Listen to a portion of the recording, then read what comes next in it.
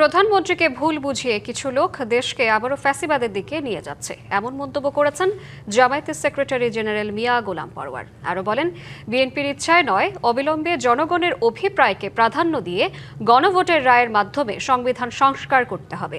শনিবার রাজধানীর মহাখালীতে গণভোটের রায় বাস্তবায়ন ও জুলাই গণহত্যায় জড়িত শেখ হাসিনা ও তার দোসরদের বিচারের দাবিতে বিক্ষোভ সমাবেশ করে জামায়াত ইসলামীর ঢাকা মহানগর উত্তর। বিক্ষোভ পূর্ব সমাবেশে প্রধান অতিথির বক্তব্যে দলের সেক্রেটারি জেনারেল আরও বলেন, জামায়াত জুলাইকে ভুলে যায়নি, বরং জুলাইয়ের রক্ত ব্যবহার করে যারা ক্ষমতায় গিয়েছে তারাই জুলাইকে ভুলে গিয়েছে।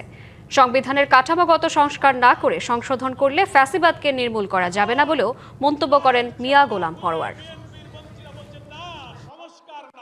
জুলাই অভ্যুত্থানের রক্তের স্থিতি বাংলার মানুষ বলে নাই, কিন্তু ভুলে গিয়েছে সেই জুলাই বিপ্লবের সুবিধাভোগী বেনিফিশিয়ারি ক্ষমতাসীন বিএনপি জুলাইয়ের চেতনা ভুলে গিয়েছে।